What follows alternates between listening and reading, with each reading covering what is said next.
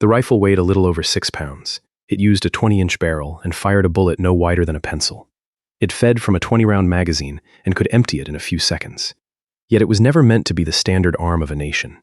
It began as a private experiment, a light rifle no army had asked for. Ordinary riflemen strained against 9-pound rifles that climbed off target in automatic fire. Advisors in Asia wanted something a small man could carry all day. The army wanted range, power, and control at once, and could not have all three. That small experiment became a vast program.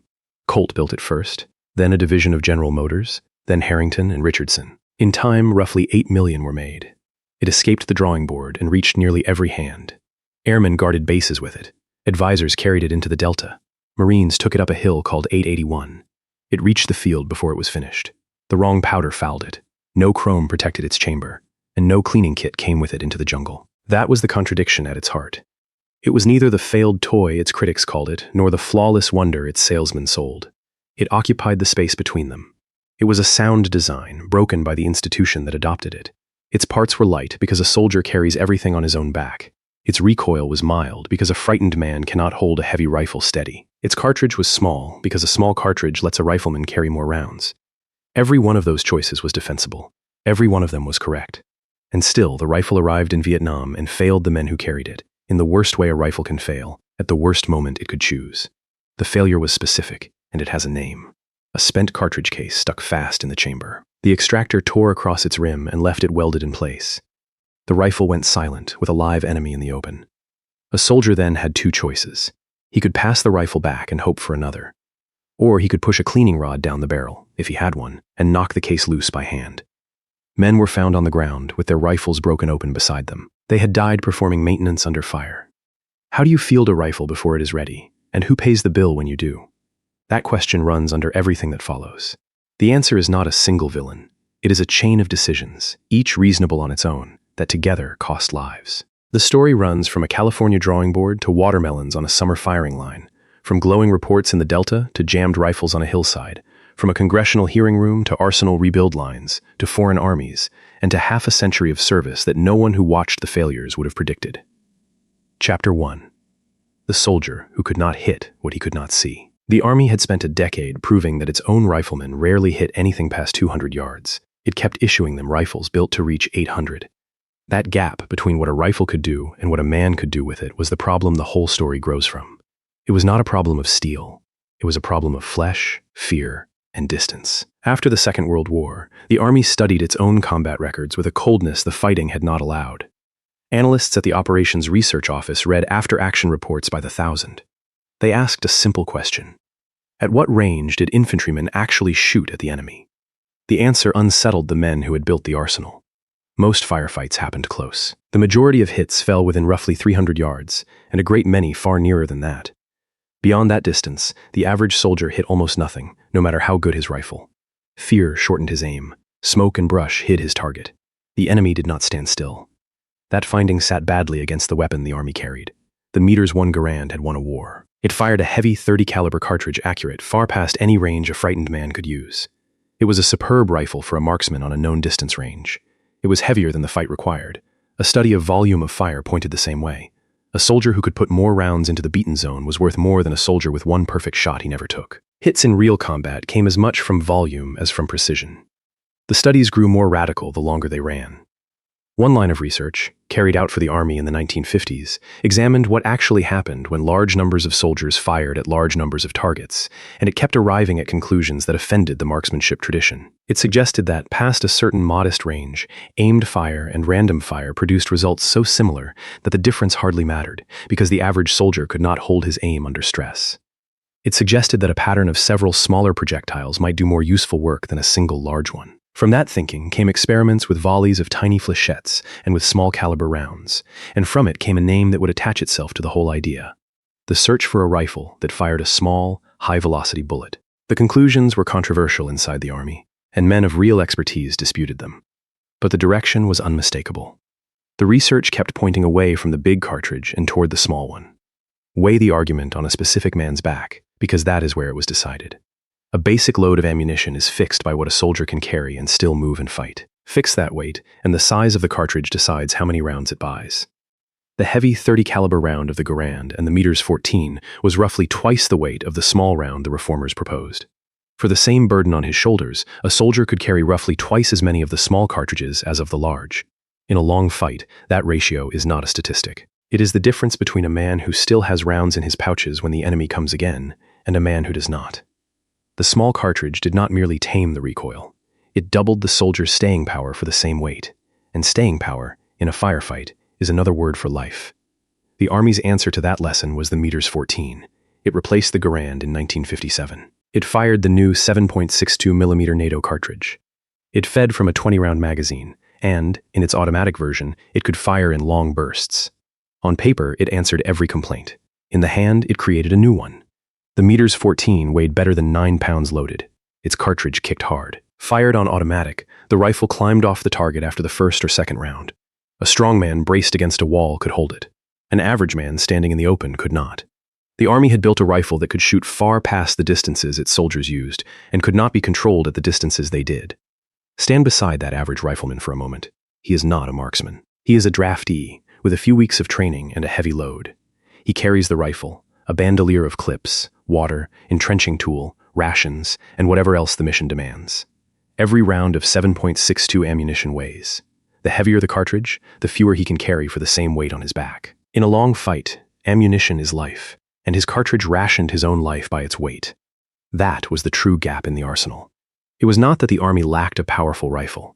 It was that power had been bought at the price of control and of ammunition load, and the men in the field paid that price with misses and with empty pouches. A small circle of officers and analysts began to argue for the opposite trade.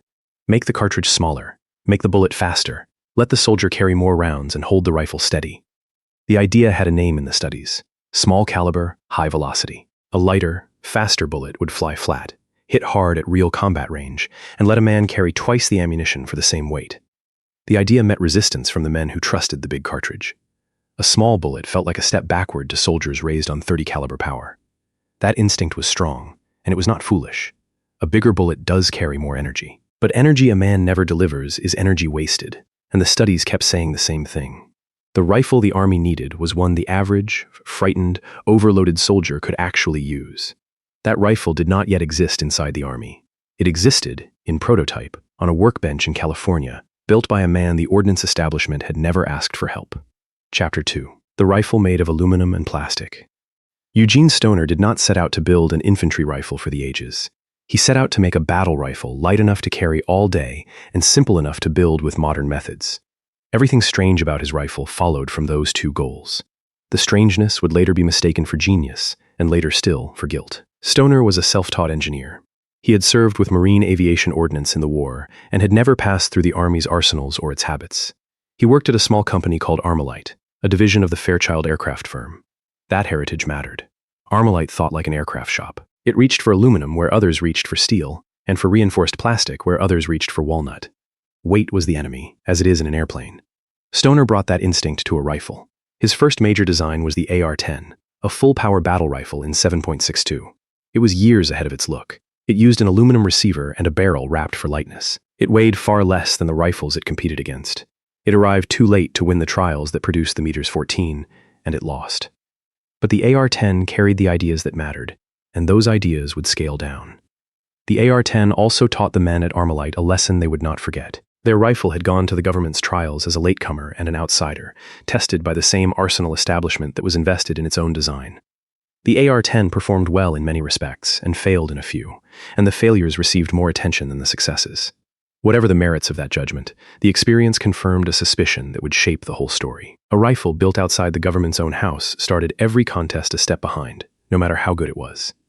That lesson pointed Armalite, when it built the smaller rifle, toward customers who sat outside the ordnance chain of command. The cartridge at the center of the new rifle had its own quiet origins, and they were partly commercial. The reformers wanted a small, fast bullet, and the starting point lay in the world of civilian varmint hunting, where light .22 caliber rounds were already prized for their flat, fast flight. Armalite and its collaborators took a commercial cartridge case of that family and developed it into a military round, lengthening and loading it to drive a roughly 55-grain bullet at the velocity the concept demanded. The round that resulted would enter the civilian world as the .223 and the military world as the 5.56 millimeter. It was small enough to be carried in abundance and fast enough to hit hard at the ranges that mattered. The rifle and its cartridge were designed as a pair, and the whole system, as the earlier chapters showed, depended on that pairing being respected. The construction of the rifle deserves a closer look, because its lightness was not a trick, but a discipline. The receiver was machined and forged from aluminum alloy rather than milled from a solid steel forging, which cut weight sharply. The stock, grip, and handguards were molded from reinforced plastic rather than shaped from walnut, which cut more weight and shrugged off the wet that swelled and warped wood. The barrel was slim. The whole rifle was built the way an aircraft is built, with weight treated as a defect to be hunted out of every part. To a shooter raised on the heft of a wooden rifle, the result felt insubstantial, almost fragile, and that impression fed the distrust. But the aluminum and plastic were not weaknesses pretending to be strengths. They were the honest expression of the design's first principle, that a soldier carries his rifle far more often than he fires it, and that every ounce spared is an ounce he can spend on ammunition, water, or the simple ability to keep moving. The scaling down is where the AR-15 was born, and it was not the work of one man alone. When the Army's own studies pointed toward a small, fast cartridge, Armalite set out to shrink the AR-10 around one. Stoner led the effort. Two younger engineers, L. James Sullivan and Robert Fremont, did much of the detailed work of scaling the design to the new caliber. Popular retellings later compress this into a lone inventor and his single creation. That claim requires restraint. Stoner conceived the system and its mechanism. Sullivan and Fremont scaled it into the rifle the world would know. The myth of the sole genius is tidy, and it flatters. The record shows a team. The cartridge they built around was small and quick. It was a .22 caliber bullet, roughly 55 grains in weight, driven far faster than any pistol round. Out of the 20-inch barrel, it left the muzzle at more than 3,000 feet per second. That speed did the work. A light bullet moving that fast shot flat enough that a soldier did not need to guess range across the distances he actually fought. And the ammunition was light. A man could carry far more of it than he could carry of the heavy NATO round for the same weight on his back. The small cartridge, the very thing the traditionalists distrusted, was the answer to the overloaded soldier of the first chapter. The rifle around it broke with every habit of the arsenal. The receiver was aluminum, not steel. The furniture was black reinforced plastic, not oiled wood. And the gas system carried no piston. This was Stoner's signature. Instead of a metal rod driven back by gas to work the action, a thin tube carried gas directly from the barrel into the heart of the bolt assembly. The bolt carrier itself became the piston. It was elegant. It removed parts, removed weight, and reduced the recoil the shooter felt. Those qualities defined its promise. That same choice, routing hot gas and fouling into the action, carried a price that no one on the drawing board could see yet, and that the jungle would collect in full. Hold the finished rifle from 1958 in the mind. It was black and slab-sided and looked like nothing the Army had ever issued. It weighed around 6.5 pounds. It carried its sights in a raised carry handle. It looked, to a generation raised on walnut and steel, like a toy. The name did nothing to help. R stood for Armalite Rifle, the company, not for anything about assault. That small fact is worth pausing on, because it corrects a misconception the rifle has carried ever since. The letters were a company's initials, the way a car's model code carries the maker's mark, and they described the firm that drew the rifle rather than anything about how it fought. The confusion of the letters with the word assault came later, from outside the rifle's history, and it has muddied public understanding of the weapon for decades. The record is plain. The name is a company's signature, nothing more. To the men who ran Army procurement, the aluminum, the plastic, and the small bullet all pointed the same way. They saw a gimmick from an aircraft company that had never earned the right to arm a soldier. And it must be said, in fairness to them, that their caution was not pure prejudice. New materials do sometimes fail in ways old ones do not. A small bullet does carry less energy than a large one, all else equal. A gas system that routes fouling into the action does demand more care. Every one of their instincts pointed at a real property of the rifle. Their error was not in noticing these things. It was in letting the noticing harden into refusal, so that the rifle's genuine drawbacks became reasons to reject it rather than problems to solve. The difference between a good engineer and an obstructive one is not whether he sees the flaws. It is whether he sets out to fix them or to use them as a verdict. The arsenal, for too long, chose the verdict. That reception is the hinge of the whole story. A design built to solve the Army's own documented problem was rejected by the part of the Army whose pride it threatened. Stoner had built the answer. He had built it outside the arsenal. And outside the arsenal was exactly the wrong place to have built it. The men who could adopt it did not want it, and the men who wanted it could not yet reach the men who could adopt it. Chapter 3. The rifle nobody with authority wanted. Armalite had built a rifle the Army would not buy, so Armalite sold it to someone who could. That decision, made out of near bankruptcy, put the rifle into the hands of a company that knew how to sell to governments, and it set the pattern for everything that followed. The design would advance not on its merits alone, but on salesmanship, politics, and one very large man's impatience. Armalite was small and short of money. Its parent had grown tired of a rifle that won admiration and no contracts. On the 19th of February, 1959, Fairchild sold the manufacturing rights to the AR-15 and the AR-10 to Colt, the old and famous arms maker in Hartford. The price was modest. Colt paid $75,000 and a royalty of 4.5% on future production. A middleman firm that had brokered the deal, Cooper and McDonald, took a further payment and a smaller royalty. For the price of a good house and a slice of the future, Colt now owned the rifle that would arm America for 50 years. Armalite and Stoner would watch most of the fortune flow to others. Colt understood something Armalite never had. A rifle is sold to men, not to laboratories. Colt looked past the hostile Army Ordnance establishment and found a customer with his own budget and his own mind. In July of 1960, General Curtis LeMay, the head of Strategic Air Command, attended a holiday gathering where a Colt representative had set up a demonstration. Watermelons stood at 50, 100, and 150 yards. LeMay fired the little rifle at them. The fast bullets burst the fruit. LeMay wanted the rifle for his base guards on the spot and asked to buy 80,000. That order did not go through cleanly. Congress balked at a new rifle bought outside the normal Army channel. The request was refused, then pressed again, then refused again. It took 3 attempts across 2 years before the money was found. In May of 1962, the Deputy Secretary of Defense authorized a purchase of 8,500 rifles for the Air Force. The number had shrunk from LeMay's first ambition, but the door was open. The Air Force became the first American service to adopt the rifle that would become the M16. Against that momentum stood Army Ordnance, and its opposition was not a caricature. Men like Dr. Frederick Carton, an Army Ordnance official, distrusted the whole package. They distrusted a rifle designed outside Springfield Armory, the government's own house of small arms. They distrusted aluminum and plastic in a soldier's weapon. And they were pursuing their own future rifle, an ambitious program meant to fire tiny, dart-like projectiles, which promised more than it could deliver and delivered late. Popular retellings paint these men as saboteurs bent on killing a superior rifle out of spite. That claim requires restraint. Institutional pride was real. So was a genuine engineering conservatism that had reasons behind it. The failure to test the aircraft company rifle fairly was a real fault. It was not, on the evidence, a plot. The arsenal's resistance had a rival dream behind it, and the dream mattered, because a man defending his own project fights hardest against the thing that would replace it. Ordnance had invested its hopes in a far more ambitious program, an effort to build a radically new infantry weapon that would fire tiny, dart-like projectiles, called flechettes, at extreme velocity, sometimes in salvos. The program promised a leap beyond any conventional rifle. It ran for years, consumed real money, and never produced a weapon fit for service. While the establishment waited on that future marvel, it treated the AR-15 as a stopgap unworthy of full commitment. The tragedy is that the stopgap was the real advance, and the marvel was the mirage. The men who dismissed the aluminum rifle were not idle. They were busy chasing a rifle that would never arrive. Into that stalemate came a new way of running the Pentagon, and it broke the deadlock from above. The Secretary of Defense had brought with him a culture of civilian analysts who trusted numbers, cost comparisons, and system studies over the traditions of the services.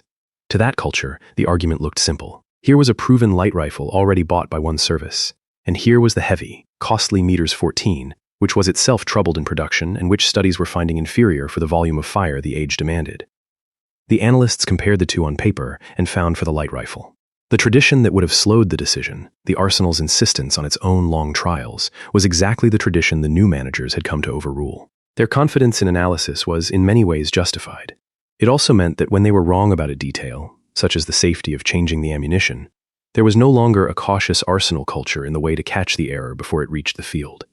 There was one more thread reaching quietly toward Vietnam even now. The same research and development apparatus that distrusted the arsenal's conservatism had a field arm in Southeast Asia, tasked with trying new equipment in the actual conditions of the growing war.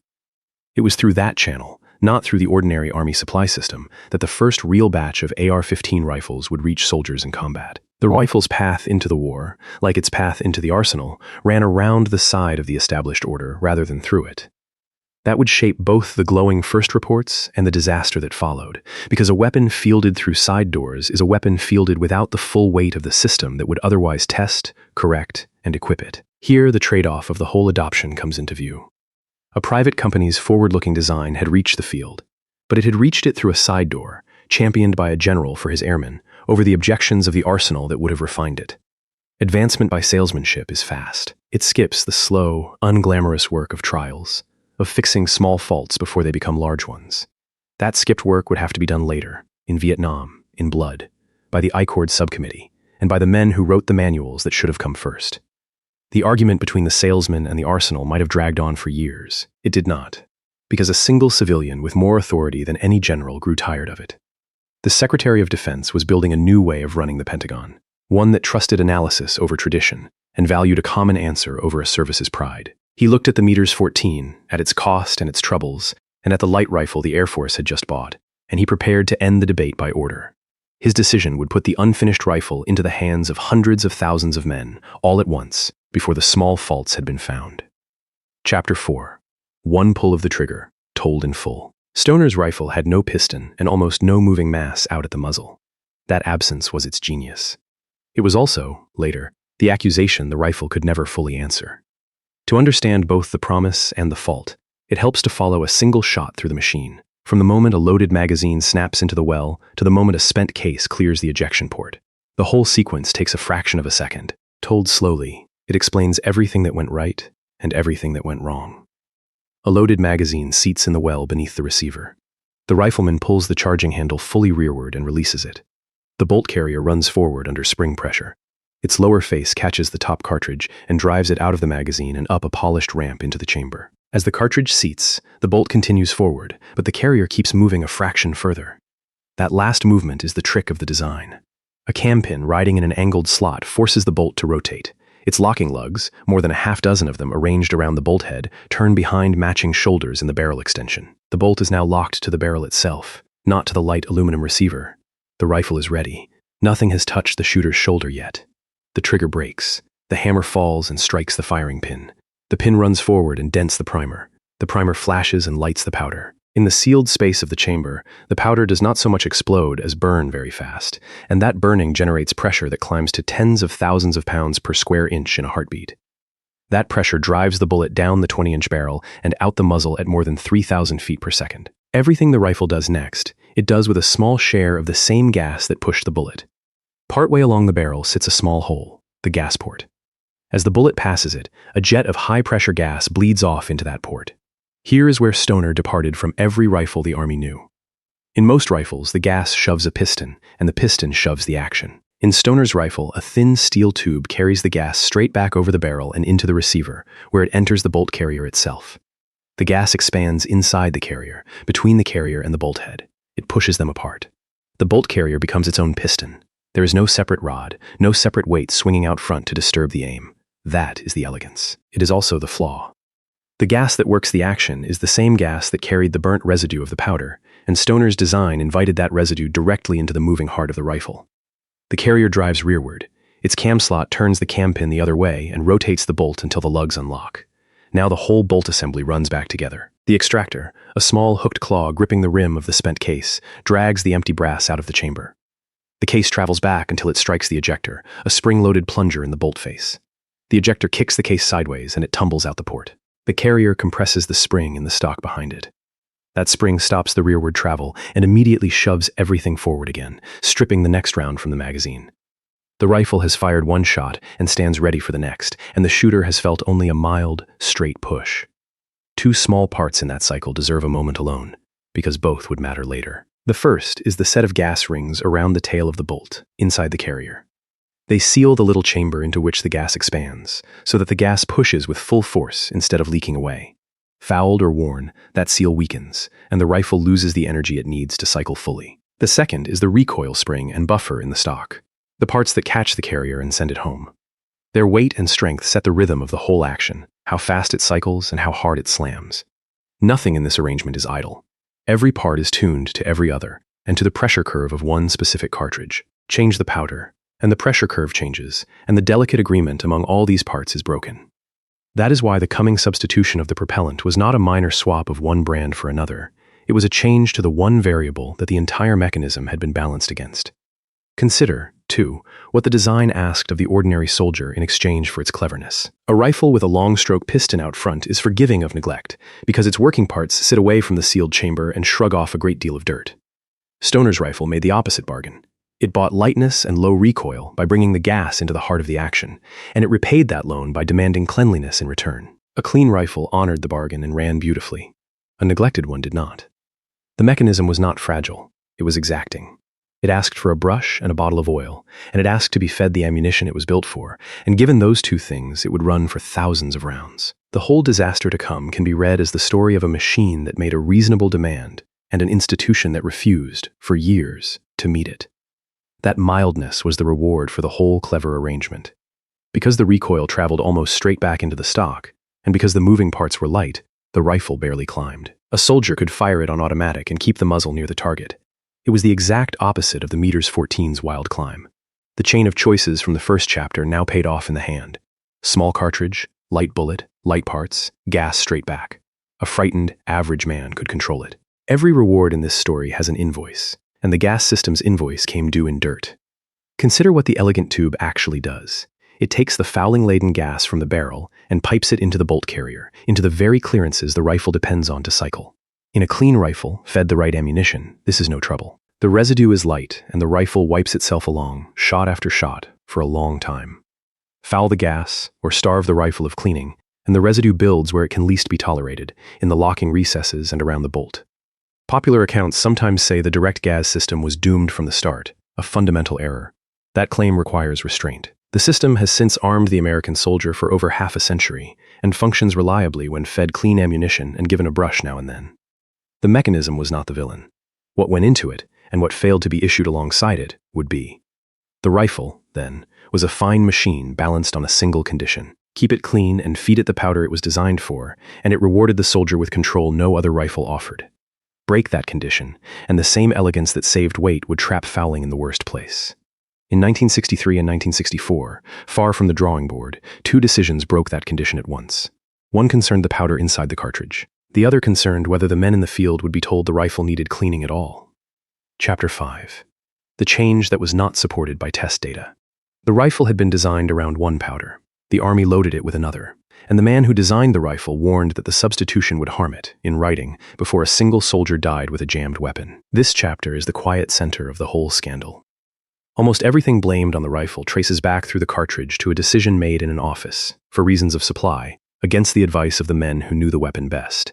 Begin with the cartridge as Stoner intended it. The AR-15 was developed and proven with a specific propellant, a stick powder known by its designation I-meters R4475, made by DuPont.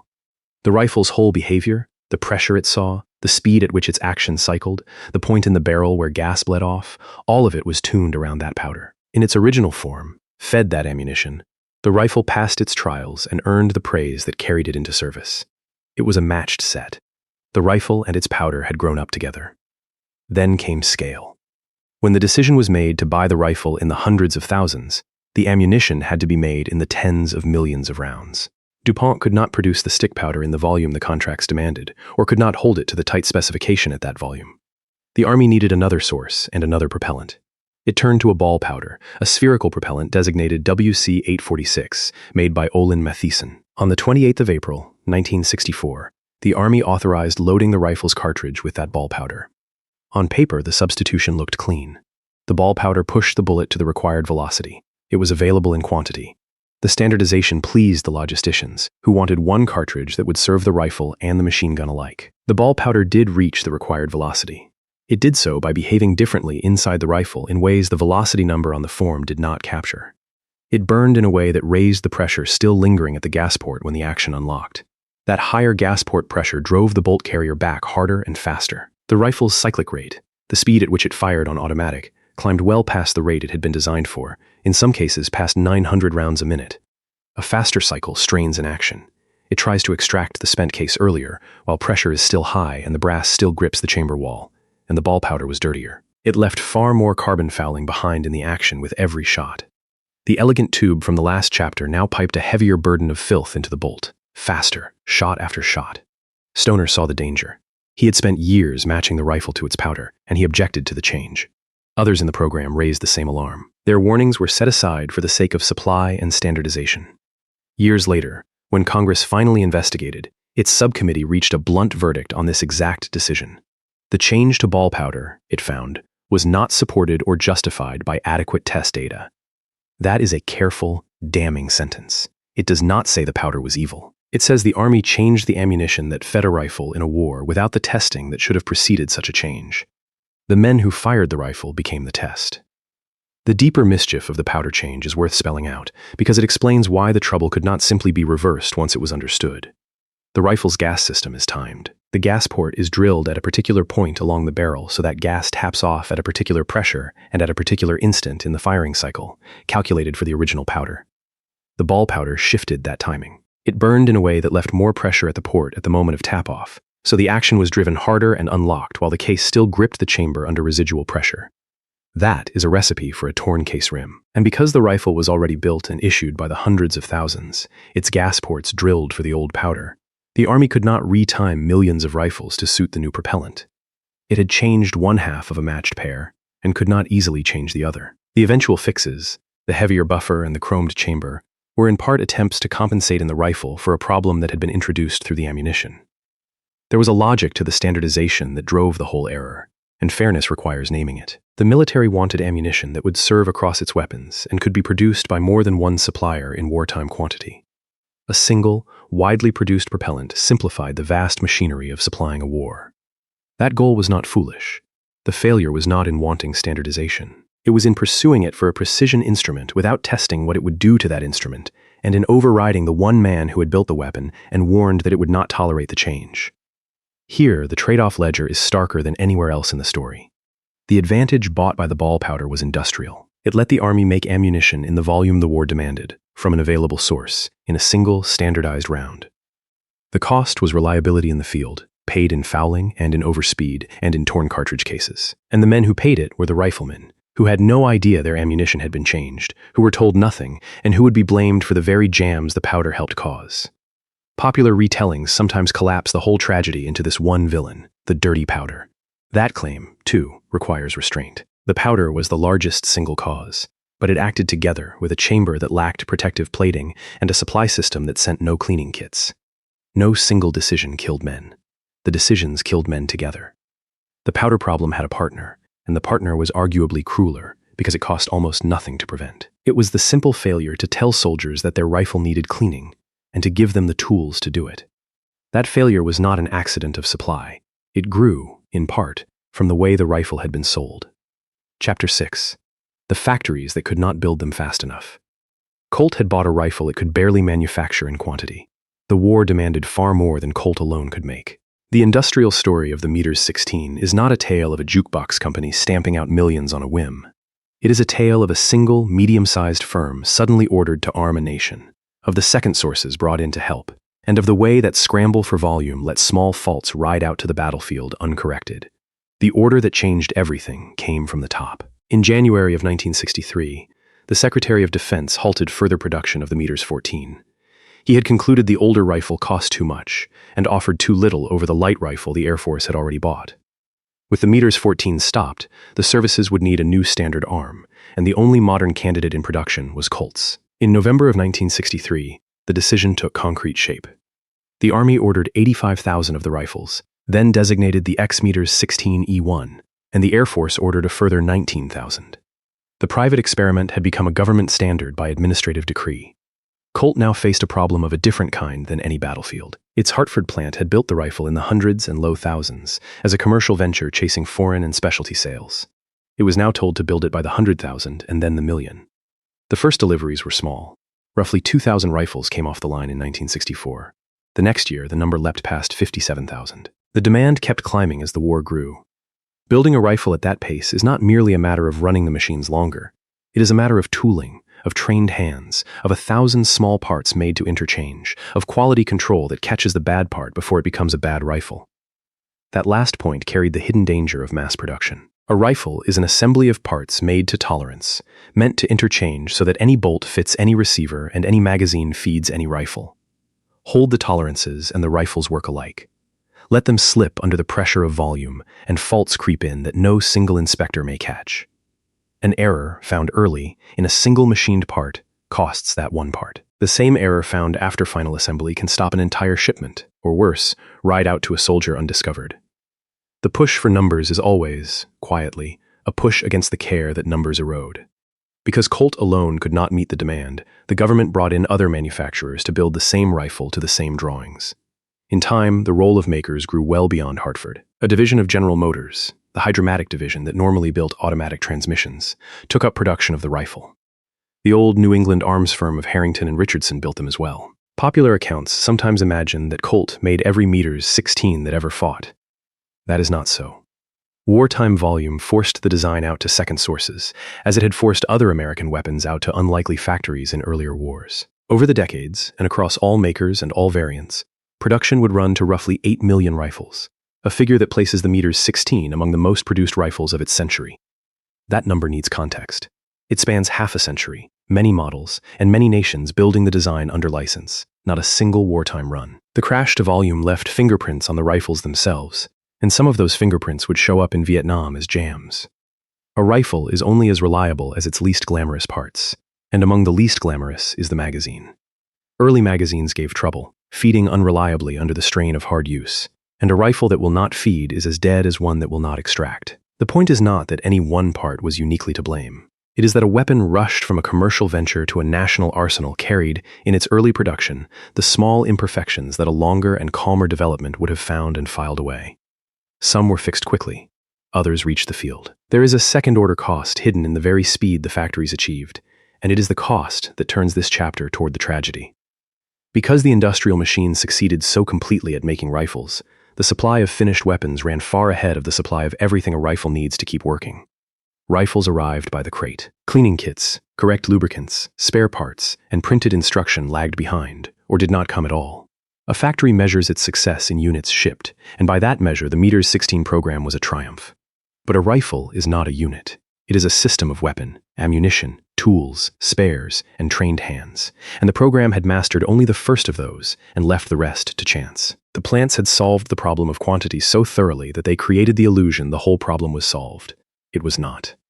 The hardest part of arming a soldier is not building the rifle. It is finishing it, and equipping the man, and telling him the truth about what the weapon needs.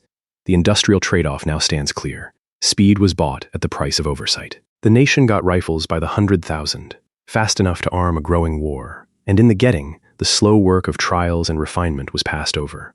The faults that careful development would have caught, the wrong powder, the unplated chamber, the missing cleaning gear, rode out on the same trains as the rifles. The factories solved the problem they were given, which was quantity. No factory was asked to solve the problem that would actually kill men, which was that the rifle was being fielded before it was ready, and sold as though it needed no care at all. Millions of finished rifles were now crating up and shipping west across the Pacific. They were going to a war where the first, small trial of the rifle had produced reports so glowing that they had helped justify this very flood. Those early reports had done more than praise the rifle. They had helped build the dangerous belief that it barely needed cleaning at all. Chapter 7. The reports that were too good. The rifle's first real combat test produced reports so favorable that the praise itself became a hazard. Enthusiasm hardened into a belief the rifle could not live up to, the belief that it was clean, forgiving, and nearly maintenance-free. The seed of the Vietnam disaster was planted not in failure, but in success, and in the way that early success was read. The rifle reached Vietnam years before its mass adoption, as an experiment. In the early 1960s, the American research and development effort in Southeast Asia included a program to try new equipment in the hands of the South Vietnamese Army. Under that effort, roughly 1,000 AR-15 rifles were sent to Vietnam and issued to selected South Vietnamese units and to the American advisors working alongside them. The rifle suited those soldiers in a way the M14 never had. The South Vietnamese soldier was often small and light. The heavy American battle rifle overmatched him. The little AR-15 fit his frame, let him carry a useful load of ammunition, and could be controlled on automatic. For the first time, some of these units held a weapon scaled to the men who carried it. The rifle found other early homes among specialists whose needs the standard arm did not meet. The Air Force wanted a light weapon for the men who guarded its bases and its aircraft, men who were not primarily riflemen and had no use for the weight and range of a full battle rifle. That is the need General LeMay had recognized on the firing line, and it was a genuine one. The Navy's commando teams, operating in small numbers where every ounce and every round counted, acquired the rifle as well. In each case, the pattern held. The rifle was chosen first by users on the margins of the infantry, men for whom lightness and controllability outweighed the traditional virtues of the heavy rifle. It won its early converts not among the mass of ordinary infantry, who would receive it later by decree, but among those with a specific problem it uniquely solved.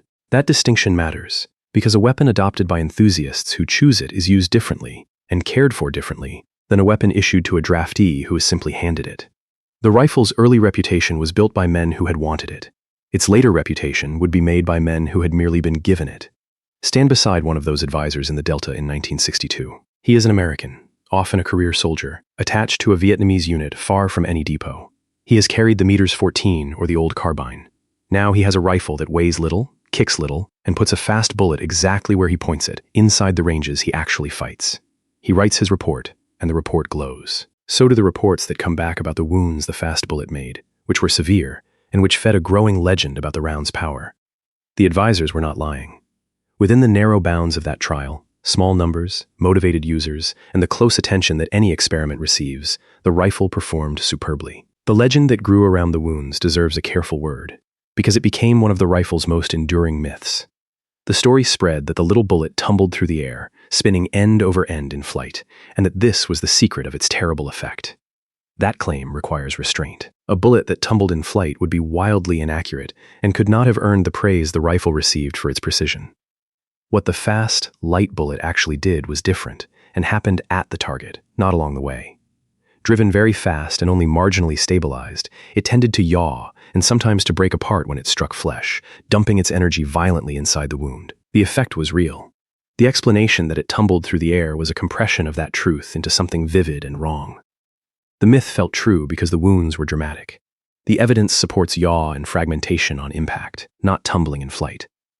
There was a second, quieter myth being born in those same reports, and this one would kill. The rifle in that trial ran clean and reliable, and the men handling it kept it clean without being told, because it was new and precious and few.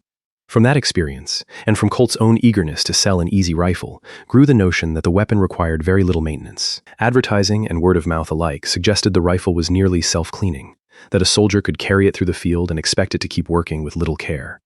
In the controlled world of 1,000 rifles among attentive advisors, that impression could survive. It would not survive contact with millions of rifles, dirty ammunition, and men who had been told, in effect, not to bother cleaning.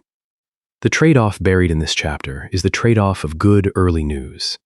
The glowing reports were accurate for what they measured, and they were priceless to the men selling and championing the rifle. They helped justify the leap from a small trial to a national standard.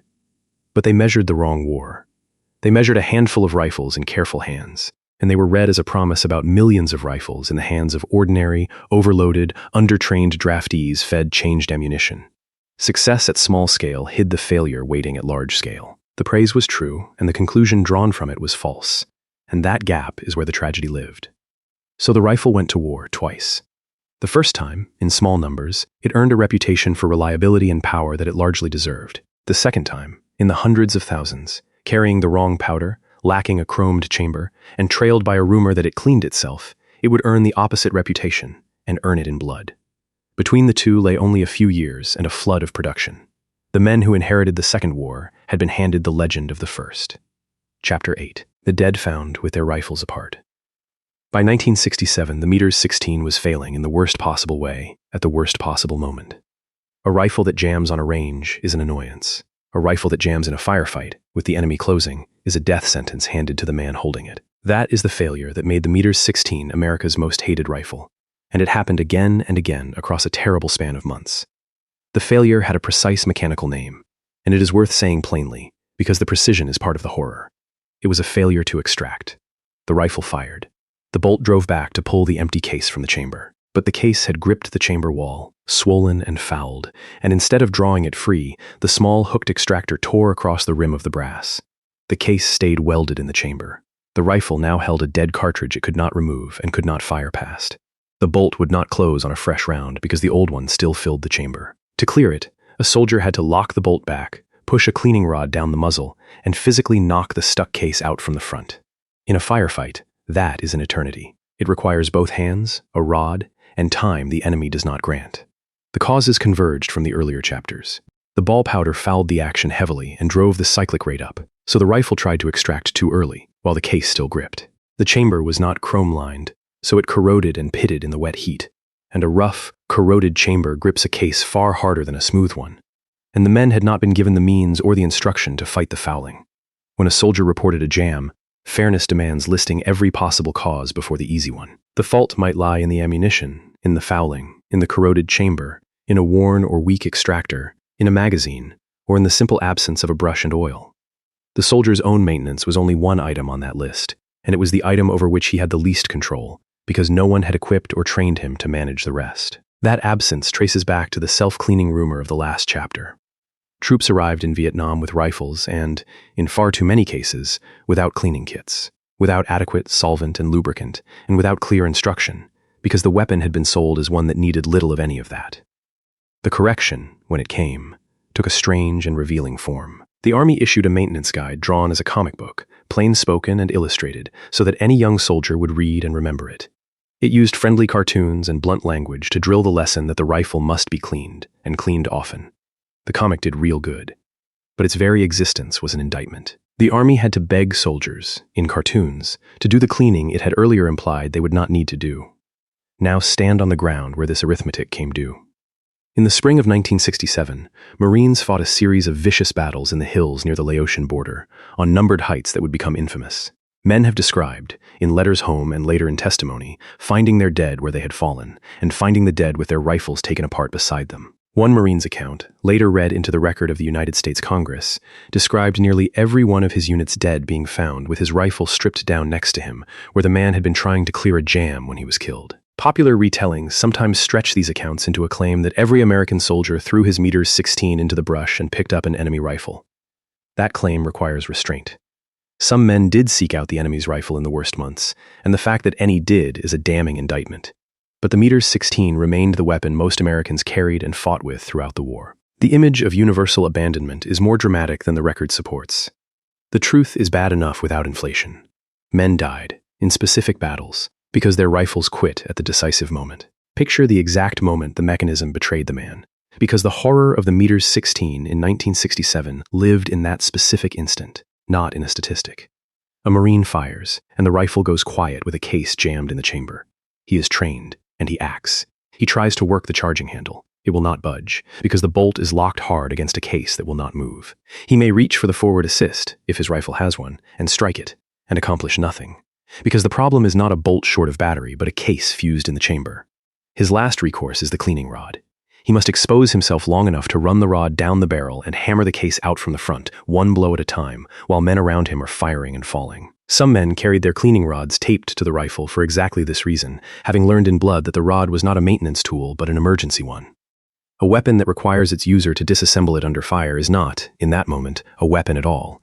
It is a liability, the size and weight of a rifle. There is a further wound beyond the physical one, and it belongs in an honest account. Soldiers are told to trust their rifle above almost anything, because that trust is what lets a man hold his ground when everything in him wants to run.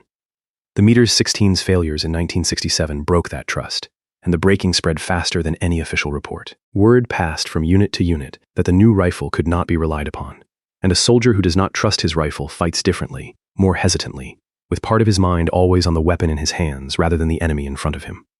The Army had not only fielded a rifle that jammed, it had, for a season, fielded a rifle its own men were afraid to depend on, and that fear was its own casualty, harder to count than the dead but real. The trade-off of this chapter is the cruelest in the story, because it was so nearly free to avoid. The advantage the rifle had promised was reliability with little care, an easy weapon for a hard war. The cost, when the promise proved false, was collected in the only currency that matters. It was paid by riflemen on hillsides with cleaning rods in their hands. Every skipped fix from the earlier chapters, the powder left unchanged, the chamber left unplated, the kit left unissued, was redeemed here, in the field, at the price the field always charges. Those letters did not stay in Vietnam. They traveled home to families, and some of those families sent them to their congressmen. In the summer of 1967, one of those letters was read aloud on the floor of the House of Representatives, and the government of the United States was forced to investigate why its newest rifle was failing its own soldiers. Chapter 9. The hearing that named the guilty and cleared the rifle. The congressional inquiry set out expecting to indict a rifle. It ended by indicting a bureaucracy.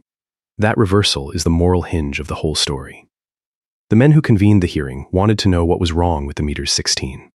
What they found was that very little was fundamentally wrong with the rifle, and a great deal was wrong with how the Army had fielded it. In May of 1967, the House Armed Services Committee established a special subcommittee to investigate the M16 rifle program. It was chaired by a Missouri congressman named Richard Eichord, and the investigation and its report would carry his name.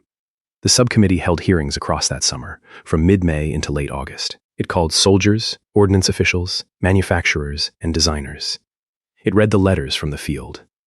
Among the testimony placed before the nation was the Marines' account of the dead found with their rifles stripped, read into the record by a member of the House so that it could not be ignored. The subcommittee worked through the same chain of causes this script has followed, and it reached conclusions blunt enough to sting.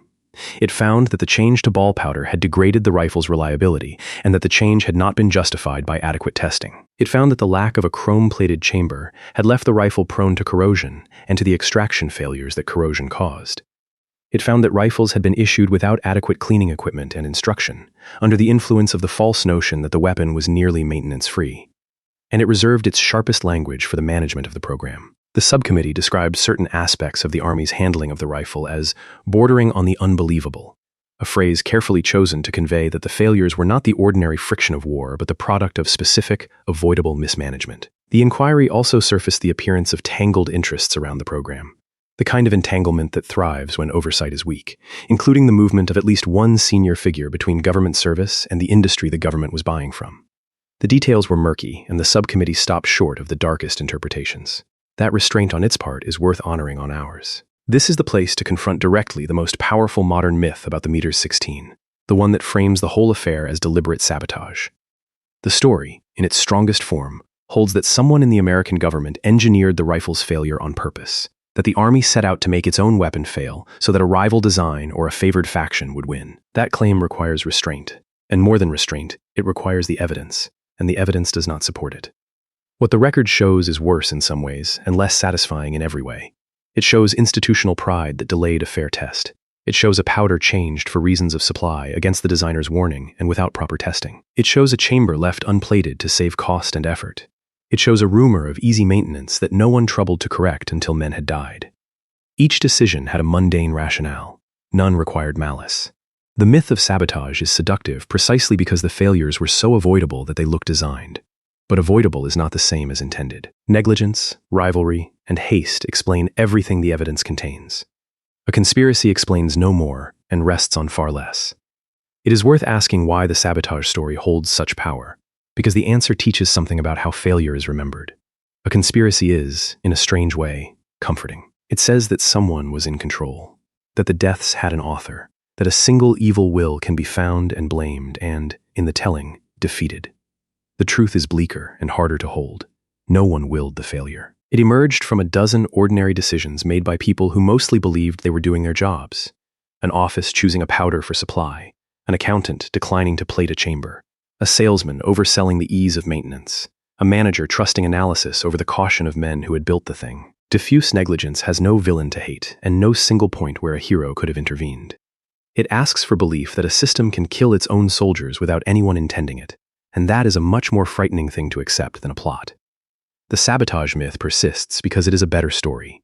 The negligence is the true one, and it is worse. The subcommittee's real service was to make the diffuse failure legible. By tracing the chain from the powder to the chamber to the missing kits to the mismanagement, it converted a fog of rumor and grief into a list of specific, correctable faults. That is what an honest inquiry does. It does not find a monster.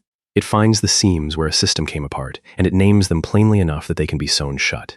The naming was the beginning of the repair. The trade-off the hearing exposed was the trade-off of accountability arriving late. The subcommittee's findings forced real change. The Army published proper maintenance materials, moved to correct the ammunition and the chamber, and adopted the improvements that turned the rifle into a reliable weapon. Those were the right fixes. They were also, almost every one of them, the very measures that critics and the designer had urged before the first man died. Accountability was found. Lives had already been spent to find it. The hearing could compel the Army to build the rifle it should have built at the start. It could not return the men who had fallen while the Army learned the lesson in public. So the inquiry that began as the trial of a rifle ended as the trial of a system, and it produced a list of corrections.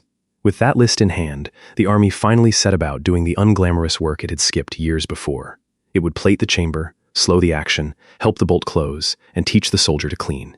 It would, in short, finish the rifle. And the finished rifle would be so much better than the one that had failed that it would serve, in one form or another, for the next 50 years. Chapter 10. The rifle they should have fielded first. Every fix that saved the M16 had been available before the first man died.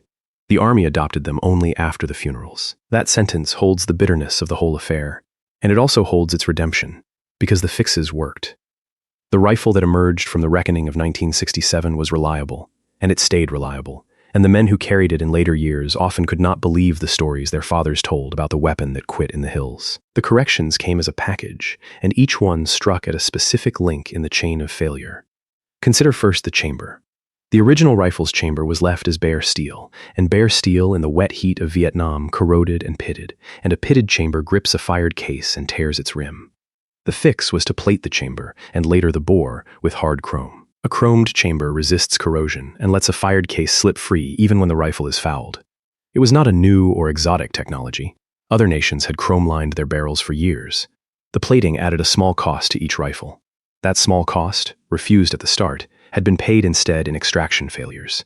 Now it was paid in the factory, where it belonged. Consider next the speed of the action.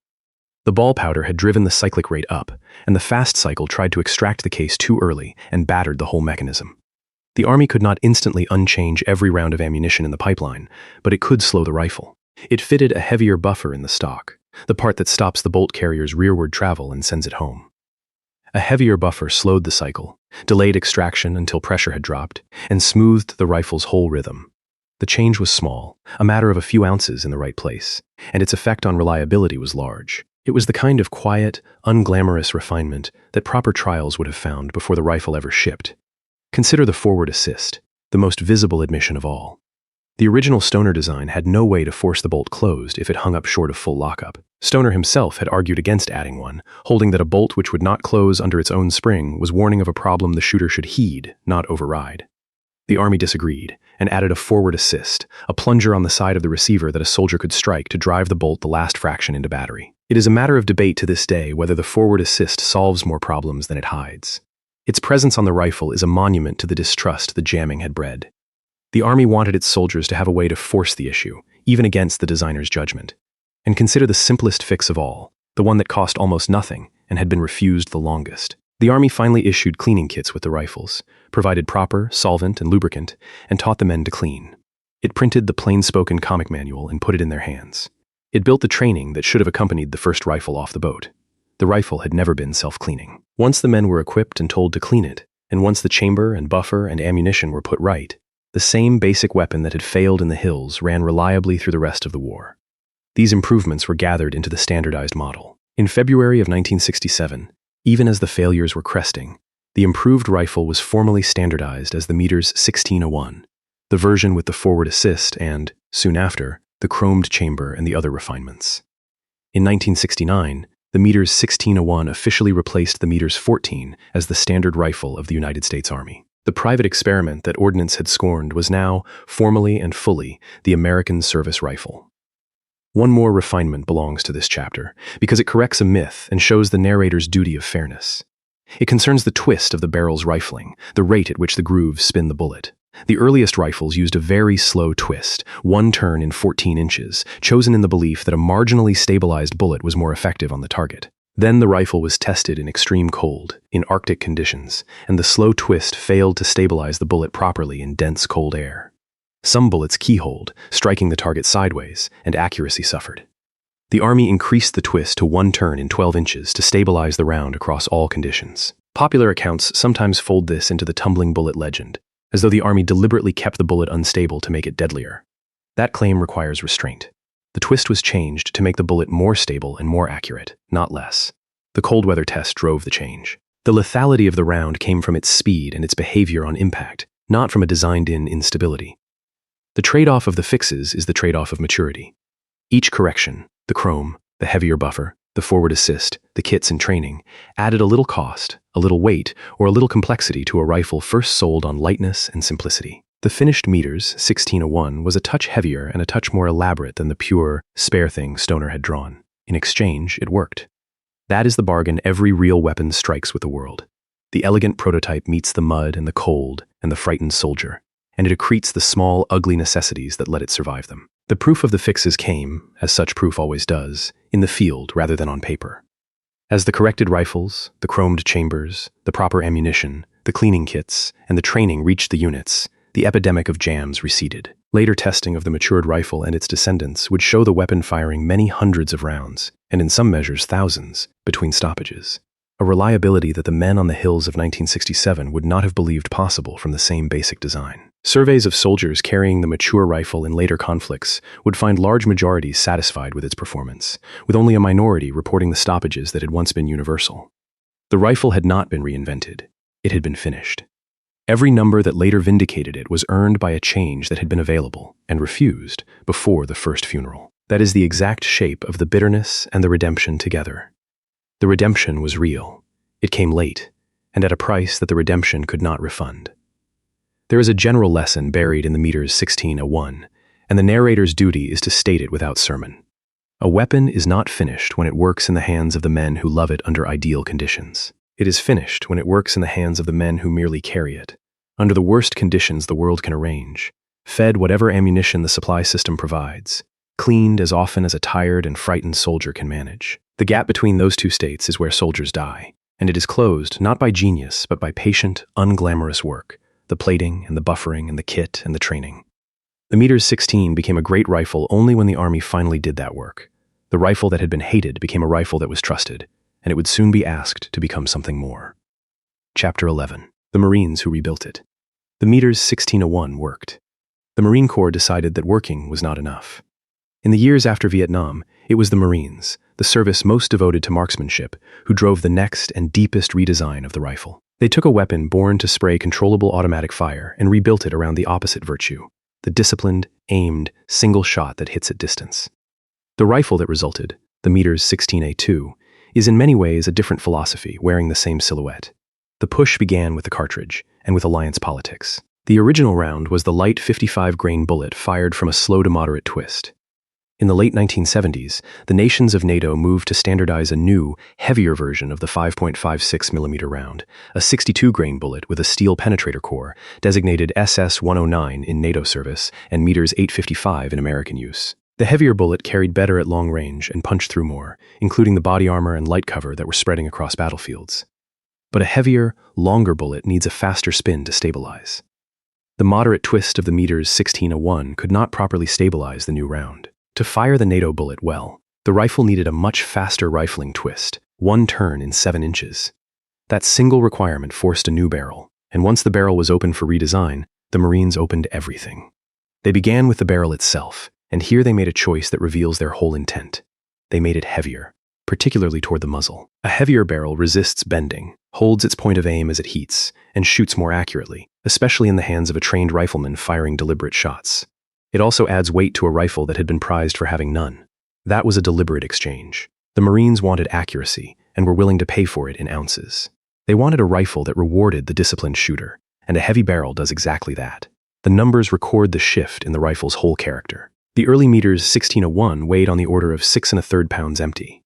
The Meters 1602 came in heavier, around 7.5 pounds empty, and better than 8.5 pounds loaded with a full 30-round magazine. The rifle grew a little longer as well, past 39 inches overall. To a soldier used to the featherweight first model, roughly a pound is a real difference at the end of a long march.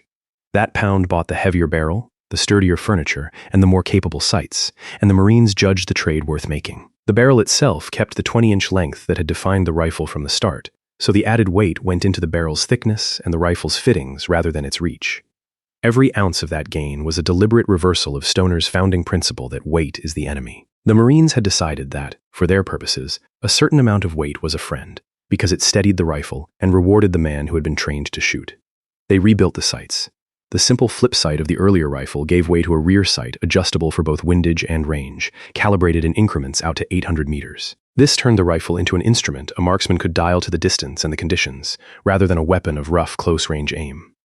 They added a raised rib behind the front sight and a case deflector, a small bump behind the ejection port that threw spent brass clear of a left-handed shooter's face so that the rifle served either hand. They redesigned the handguards to be sturdier and interchangeable, and they made the change that most sharply reveals the philosophy.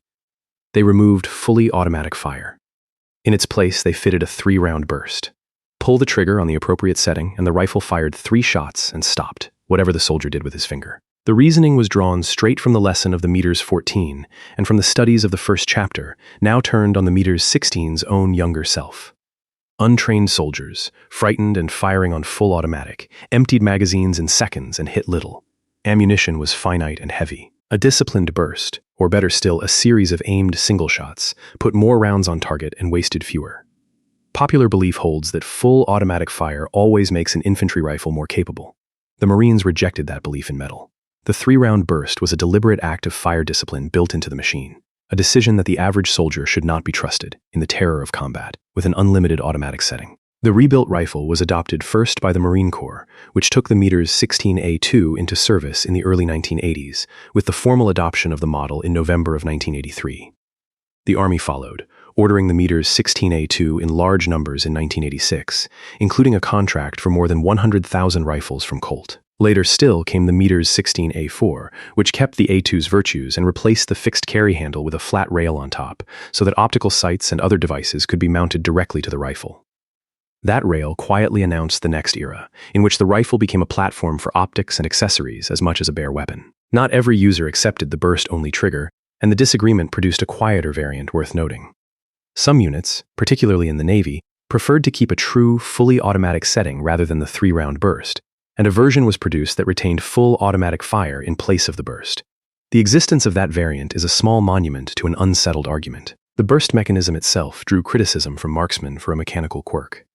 Because the burst counter did not reset between pulls, a trigger squeeze might yield 3 shots, or 2, or 1, depending on where in its cycle the mechanism had stopped, and the trigger pull grew uneven as a result. A device meant to impose discipline introduced its own small unpredictability. The debate over whether an infantry rifle should offer burst, full automatic, or neither did not end with the M16A2. It has continued through every service rifle since, which is itself evidence that the Marines had put their finger on a real and permanent question rather than settling it. The flat rail of the later models changed the rifle more than its modest appearance suggested. Once optics could be mounted solidly and repeatably to the receiver, the ordinary rifleman gained the kind of aiming advantage that had once belonged only to specialists, and the effective reach of the average soldier grew, not because the rifle shot better, but because the man could see and aim better. The rifle that had begun as a stripped, iron-sighted tool for close, fast fighting had become, by degrees, a precise and adaptable instrument bristling with the means to see farther and hit surer. The silhouette Stoner drew in the 1950s had proven able to absorb decades of new ideas without losing its identity, which is perhaps the rarest quality a design can have. The trade-off of the rebuild is the reverse of the trade-off that created the rifle. Stoner's original genius had been to strip away weight and to give the ordinary soldier a controllable automatic weapon. The Marines added weight back, in the barrel and the sights, and they took the automatic setting away. In exchange, they gained range, accuracy, penetration, and discipline. The light spray gun of the Delta became the heavier, precise marksman's rifle of the following decades. Each version answered the war in front of it. The first answered the overloaded, close-range draftee. The second answered a professional soldier expected to hit hard targets at distance and to husband every round. The same silhouette held 2 opposite ideas of what a rifleman is for. That adaptable silhouette, it turned out, had a very long life ahead of it. The rifle that no arsenal had wanted was about to spread across the world and refuse, for half a century, to retire. Chapter 12. 8 million rifles and the weapon that would not retire. The rifle no arsenal wanted became the most widely fielded American weapon of its age. Its critics never fully won, and neither did its salesmen. The M16 settled into the long middle life of a successful design, copied, licensed, shortened, and endlessly modified, carried by allies and enemies alike, until it had outlasted nearly everyone who had fought over its birth. Its most important descendant was not a foreign copy, but a shortening of itself. The infantry of the late 20th century increasingly rode in vehicles and fought in towns and confined spaces, where the 20-inch barrel of the full rifle was long and awkward. The answer was the M4 carbine, a compact version with a shorter barrel and a collapsing stock, built on the same mechanism and firing the same round. The carbine gradually displaced the full-length rifle across much of the American force, and it carried the DNA of Stoner's design into a new century of war. The rifle had learned to be short. The design spread far beyond American factories. Nations built it under license and to their own patterns. Canada adopted its own family of the rifle, built by a firm later folded into Colt's Canadian operation, and issued it as that nation's standard arm. Singapore's State Arsenal built the design. The Philippines produced it.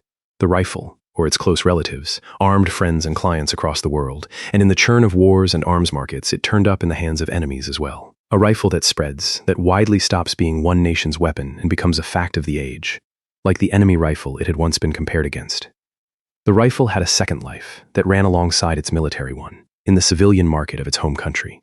The semi-automatic version, the AR-15 in the strict commercial sense, was sold to civilians from early in the design's life and grew, over the decades, into one of the most common rifles in American hands. It became the base for a vast ecosystem of parts, accessories, and modifications. A rifle a private owner could assemble and alter, almost like a set of building blocks. That civilian afterlife made the design's basic shape one of the most recognizable in the world, familiar far beyond anyone who had ever worn a uniform, and it entangled the rifle in arguments about firearms that have nothing to do with its military history and everything to do with the country that produced it. Those arguments are outside the scope of this account. What matters here is the simple fact that the same design served, at once, as a frontline military rifle across the world and as a mass-market civilian one at home, a dual life few weapons have ever led. The collector's world preserves the rifle's history in its markings. The maker's roll marks on the receiver, the model designations, the changing shapes of the stock and handguard and sights across the variants. All of it lets a careful eye read a given rifle's place in the story, whether it left Hartford in the first troubled years or came later from a second source with the fixes already built in. Those small stamped letters are the fossil record of everything this account has described: the corporate sale, the second sourcing, the succession of models each answering the war in front of it. A rifle is a document, if one knows how to read it, and the M16 is a long one. The enemy afterlife closed a circle the rifle had opened. It had been conceived, in part, as an American answer to the light automatic rifle the other side carried, the weapon its soldiers had sometimes picked up in the worst months of 1967. In the decades since, through the churn of wars and surplus and captured stocks, the American rifle turned up in the hands of insurgents and irregulars and armies that had once faced it. The weapon built to counter the enemy's rifle became, in its turn, an enemy's rifle somewhere else. That is the common fate of any design made in the millions. It outgrows its origin and belongs, in the end, to the century rather than to the country that drew it. The total is the number that fixes the rifle's scale in the mind. Across all makers, all variants, and all the decades since 1963, production of the M16 and its direct relatives is commonly estimated at around 8 million rifles, a figure that places it among the most produced rifles of the 20th century. That number needs context, in the channel's habit of restraint. It is an estimate that spans more than half a century, many distinct models, and production in several countries under license. It is not a single wartime output, and different counts draw the boundaries differently. Held with that caution, the figure still tells the essential truth. The rifle was made in quantities that only a handful of designs in history have matched. There is one more famous number, and it deserves the most restraint of all, because it is the most flattering. After Vietnam, a high-level defense review looked back on the decision to field the M16 in place of the M14 and concluded that the switch had saved a very large number of American lives, a figure often cited as around 20,000, men who, the panel reasoned, would have died had the heavier, slower-firing M14 remained the standard rifle. That famous number needs context. It is a projection, a modeled estimate of lives not lost, not a count of bodies. It rests on assumptions about how the war would have gone with a different rifle, and such counterfactuals cannot be proven. Cited carefully, it makes a real point. The controllable, high-volume rifle, once its faults were fixed, was a genuinely more effective infantry weapon than the rifle it replaced, and effectiveness in combat is measured, in the end, in survival. Cited carelessly, it becomes a slogan that erases the men who died while the rifle's faults went unfixed. Both truths belong in the ledger. The rifle's long service finally began to close in the 21st century. The American search for a next-generation weapon, one firing a more powerful round to defeat modern body armor at longer range, produced a decision in 2022 to adopt a new rifle and a new cartridge, built by a different maker, to begin replacing the M16 and M4 in frontline service. The replacement will be slow and partial, as such things always are, and millions of the old rifles will soldier on for years in reserve, in Allied hands, and in the civilian versions that fill American gun racks. But the direction is set. After roughly 60 years, the rifle that no one in the arsenal wanted is being handed, at last, to history. The verdict, then, must hold two things at once, as the honest verdict on this rifle always has.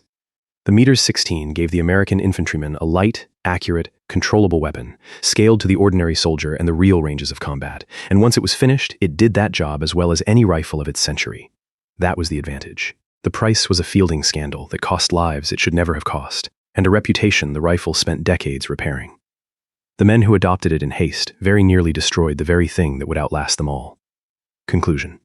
It began with a soldier who could not hit what he could not see and could not control what he could hit with. The Army had proven, in its own studies, that its riflemen fought close and hit little at distance, and it had answered that finding with a heavy rifle that climbed off the target and rationed a man's ammunition by its weight. The gap between what the rifle could do and what the soldier could do with it was the true problem, and it called for a lighter weapon and a smaller, faster round. A self-taught engineer outside the arsenal built that answer. Stoner and his team shrank a battle rifle around a small, quick cartridge and made it of aluminum and plastic, with a gas system that carried no piston, elegant and light and quietly flawed. The arsenal that should have refined it scorned it instead. A company that knew how to sell rifles bought it, a general burst watermelons with it and wanted it for his airmen, and a Secretary of Defense ended the argument by decree. The private experiment became a national standard before its small faults had been found. Then came the price. The powder was changed for reasons of supply, against the designer's warning and without proper testing, and the new powder fouled the action and drove it too fast. The chamber was left unplated and corroded in the heat.